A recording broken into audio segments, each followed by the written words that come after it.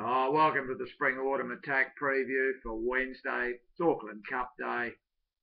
Pretty tough race, that one. Going through and looking at the cards all around the country, there's a couple of races where I think I might have found something that may be a little bit of a price and could be some value. We'll start at Ascot. Race 3, number 4, Pants on Fryer. Now, this was a really good run last start. He went back. It was about 8 or 10 wide from the 500, and then he's got pushed off the track. He wound up, got beaten a length.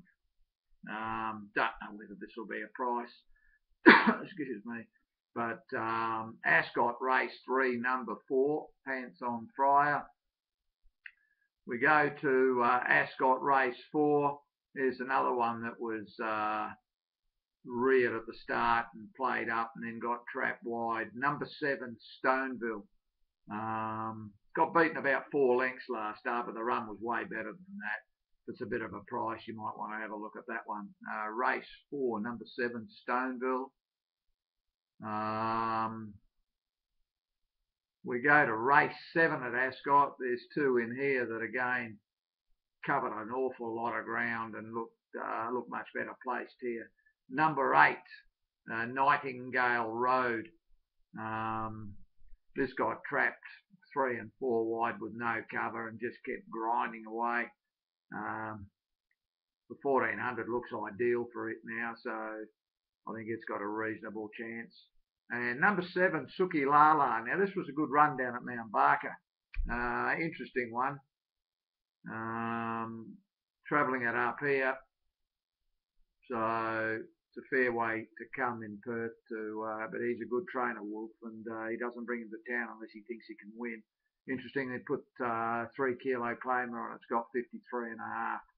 So it's dropping 3 kilos and got a good draw. So there might be a bit of value there. Race 7, box the 2 of them.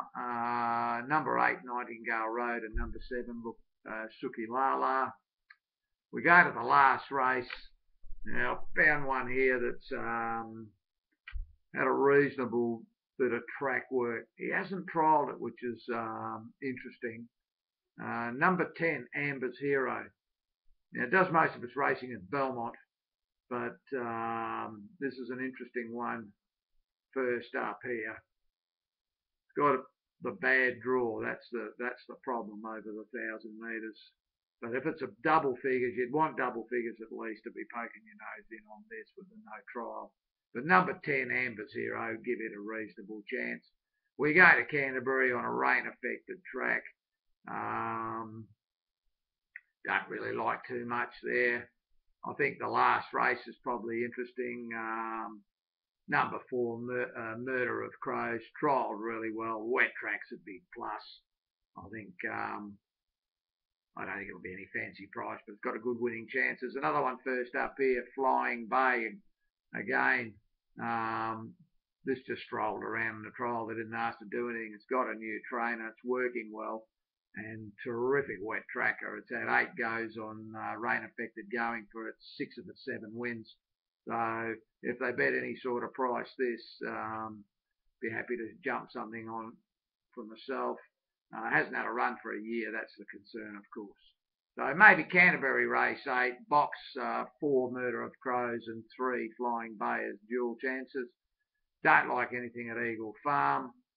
The Ellerslie meeting now, it's Auckland Cup Day. This is a pretty decent meeting. There is a terminating 6-up jackpot, but unfortunately they've put in a couple of maidens, which under normal circumstances is not a big deal, but there's unraced, so that virtually rules us out unless they scratch the unraced horse. Race 6, it's a good race, the Classic, Group 3. There's probably 4 or 5 winning chances. There's a couple of them that haven't had a run for a while. I Do's pretty smart. It's got a good first up record, goes good this distance. The track should suit it, gets back, so it'll be charging home. Abide With Me goes terrific here. It's had 9 starts for 6 wins, 3 out of 3 track and distance. It's had a freshen up of about 7 weeks. Track work's been okay, nothing outstanding, but it's got a good winning chance. Both of these are drawn wide. That's the only issue. They're going to have to go back. The other one that I think might be a chance at a bit of a price, and it's drawn wide as well, is number 2, Chins. Now, it lost the rider last start, so just forget about that. But terrific piece of track work the other morning, and if he runs up to that, it'll be right into this, right at the end, and I think it's got a terrific chance. Pussy O'Reilly's well weighted in this against a couple of the others, so it's got some hope.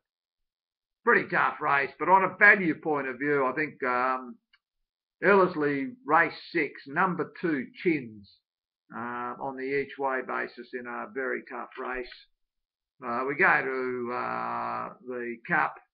Who shot the barman? It killed all these last start. He just joined in at the 300 and ran right away from them. Gave every possible indication he's going to run the 2 miles. It's been trained for this, obviously, like all of them have. It's going to be hard to beat. It'll beat the favourite. Chaperone ran in this race last year and ran a place. At least you know it'll run the trip. Got knocked over at the start at its last run, so forget that. Track work's been good since. It'll go in. Juggernaut Rock, Celtic Prince, Annie Higgins, they've all got some chance, as is number 10, Dean Martin. It was a decent enough run last start and might be a place chance, but 2 miles and most of them unproven, so you take your life in your hands betting there. But I've got 5 on top from 8, 16, 10, 9, 4 and 13. We go to Sandown. Probably race 4. There's a lot of these there's a lot of exposed for me. There's about half a dozen last start winners, so it's probably not a race to bet in. I'd be looking for better races than this 3-year-olds at this time. I'm going to go to race 6, number 16, Cardiac. Big run first up, was very slow away, and then went forward, sat 4 wide, looked gone at the 400, and looked like something may have gone wrong, and then all of a sudden it's picked up the bit and come charging home and run second. Takes any improvement off the run, it's going to be hard to beat in a race like this. So Sandown race 6, number 16, if it manages to get into the field and get a run, hard to beat. Race 7, the top weight dropped into midweek level after coming out of way better races than this, with 58 kilos, seems pitched in against these. Number 1, Epic Saga. It's going to be very, very hard to beat against this sort of company when it's been running in much, much stronger races than this. Collins Street. This is coming up first up. This trial was very, very good, and I think this is going to be hard to beat. Should be right there in the finish at the end. And the 11 Z Deal, now it was impressive winning. Hasn't had a run for 11 or 12 weeks, which is a bit of a concern. So might want to sit and have a look at it. But I think that the top weight's the one to beat by virtue of the fact of the class drop here coming in. Dropping probably 10 or 12 levels to race against these at midweek level. And the other one that I found that I thought had some silly chance at a price is number 4, Sergeant Hightower.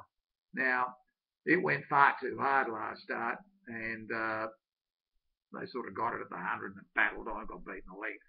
Maybe 1400 with a slower tempo, if it gets a bludge in front, might give you a yelp at a price. So I'll bracket the 2, actually, looking at a price. Sandown race 7, number 1, Epic Saga. Throw in 4, Sergeant Hightower, and 5, Collins Street as the main dangers. The last race, good race, Desert Wizard. It comes into a midweek race as well. No trials. Track works good. Looks ready to go against this sort of level. It's going to be hard to beat. Probably got enough early speed to get up right on the speed. Barrier 13 should come across. Quicksnitzel's always promising to win, never does. Redamore's the same type of horse, promises to win but never does. So probably the 5, on a class level and probably got more upside than most of these.